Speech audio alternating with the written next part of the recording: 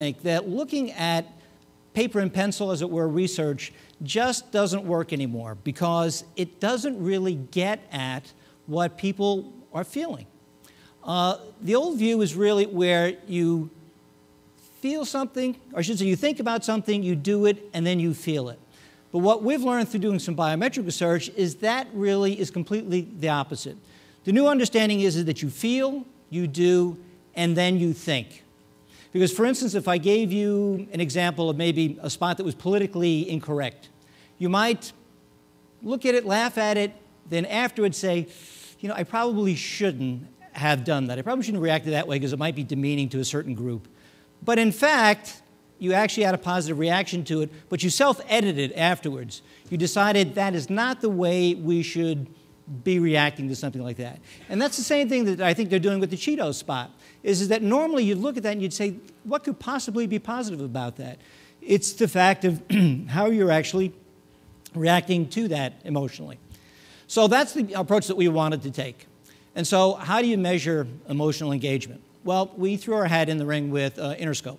And they're a Boston-based company that takes a look at, obviously, emotional reaction. And they look at it at 4 key biometric or biological areas. First of all, the way it works is that you wear this belt that they put around your sternum with electrodes that are attached to your fingertips. And what they do is the 4 areas that they take a look at are galvanic skin conductance or skin sweat.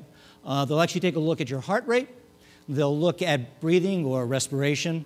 And then finally, they look at actually body movement. That is to say, are you moving towards the image that you're looking at? Are you moving back from it, recoiling? And they look at all of these in connection with one another because they don't want to get a false reading from any one particular type of readout from all these elements. So what we did was we recruited some 60 people to the Interscope lab in Boston. And they came in to watch a television program in albeit an artificial environment, one that is still a living room setting. We wired them up, basically monitored their reactions not only to the television program, but also to the 7 ads that we were targeting to do a comparison. And one of the programs that we took a look at really was How I Met Your Mother. And what we found out from Interscope is, aside from it being a very highly rated television program, it's a highly engaging television program as well. So we took a look at the reactions that people had to the ads embedded within that television program. We, in turn, also did the same thing. We brought in some 60 people into one of our theaters, wired them up, and we had them watch a feature film. We had them watch Arthur.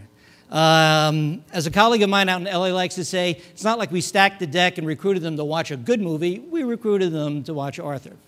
But in any event, it was pretty much an apples-to-apples comparison from that perspective in terms of how we wired them up and the ads that they were taking a look at. So let's just take a look at one of the particular ads that was actually in this pod of 7. And this is one that is a retail advertiser.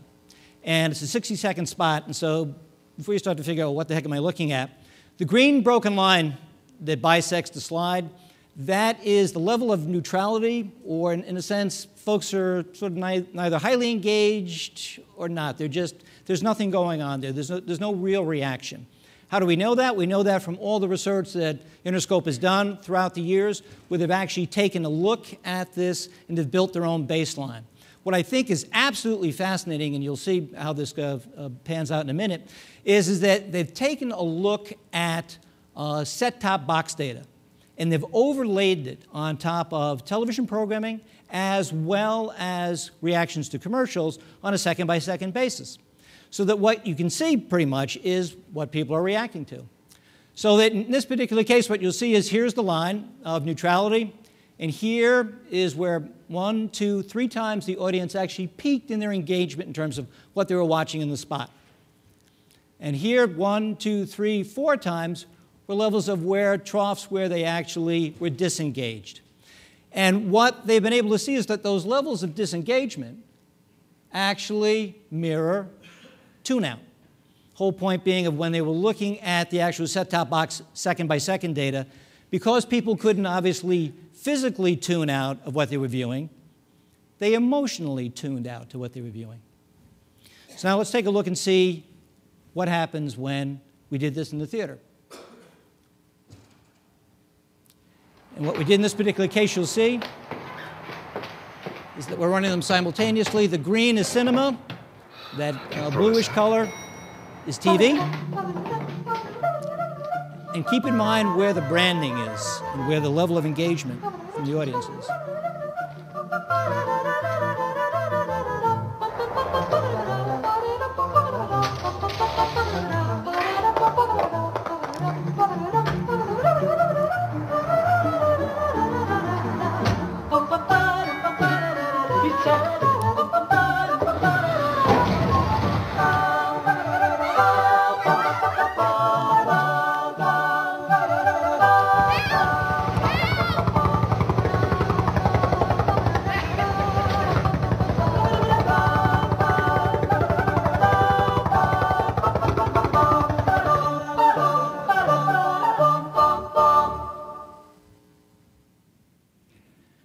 Okay, so pretty much the things that I really want to point out here in this particular case is regardless of whatever you think about the creative execution of that particular spot, what happens is that what's kind of interesting is that the television audience obviously had several points where they said, you know what, I'm just completely not engaged here, so I'm emotionally tuning out. With cinema, we think the advantage that we have there is the opportunity where people can take an emotional journey and continue to stay with the spot as it unfolds. In this particular case, what you'll see is there's only about 2 seconds where the cinema audience became disengaged with what they were actually looking at. Whereas with television, of course, it dropped considerably because there are far too many opportunities for distraction when you're watching at home. What we think is more important is two things really here, namely the branding. Cinema had an audience that was highly engaged, obviously, at the end, some 32% higher than where they started, and whereas television was not. What's interesting is when I presented this to an agency recently, someone said, well, of course, duh, I'd expect this. You've got a darkened room, you've got a 40-foot screen, and you can't change the channel. I said, thank you very much, my work is done. So that is, in a sense, sort of the point. Is that with television, well, certainly there's momentous programming that's on, obviously, in terms of that can be engaging. With cinema, we've got this pretty much every week. To me, it's the ultimate in terms of out-of-home, or I should say, really, appointment viewing. Because you've chosen the film, the theater, where you're going to sit, the honey that you're with, all those things. And you don't have those distractions, obviously. So in any event, that's one of the things I just wanted to talk about. And real quickly, I'll try to race through because I know I'm coming up against my end time here, is one of the other elements we took a look at quickly was brand resonance.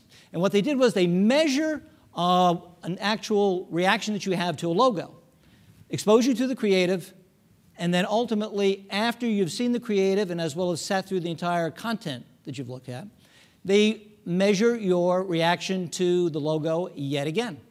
So that was there any influence in terms of your brand affinity that you had towards that, or the brand resonance? And the answer is indeed there is.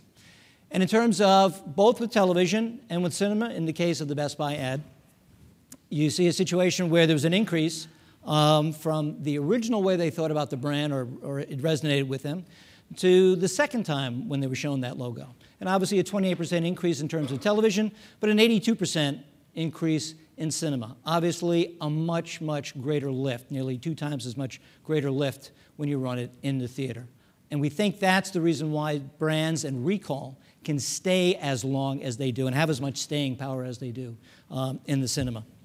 And then just lastly, what I'd like to do is just really quickly talk to you about the fact that what else are we doing in terms of engagement? Well, that's the emotional engagement. What are we trying to do to get folks to physically engage? We're certainly not blind to the fact that obviously people bring in their PDAs, their phones, and various other things into the theater. So one of the things Joe is making an oblique reference to, I guess it really may be a direct reference to, was a Cinema Sync is something that we're taking a look at, where what it will be is an app that actually is triggered through an audio fingerprint from the ad that's running on screen that will give you more interactivity with that ad or with that brand or with that product. Also something else too that we have right now called MNO, Movie Night Out. I encourage you, if you can, download it. It's had over 1 million downloads right now, but what it does is it gives you a much fuller movie-going experience from the perspective of right from the start before you get to the theater to ultimately leaving the theater. and also a plethora of other things that we're doing in terms of what's going on in the lobbies and audience games, where we're actually looking at people participating in actual interactive games on the screen in the auditorium. So I know I should be getting the hook, so I just want to leave you with this quote, and that is that the essential difference between emotion and reason is that emotion leads to action, reason leads to conclusions, and this leads to my conclusion. Thank you. Thank you, Doug. Well, you definitely opened my mind on a conscious level, but I'm sure you also affected me at some very unconscious levels I'm not aware of. Yeah, thank you very much. Thanks, Doug.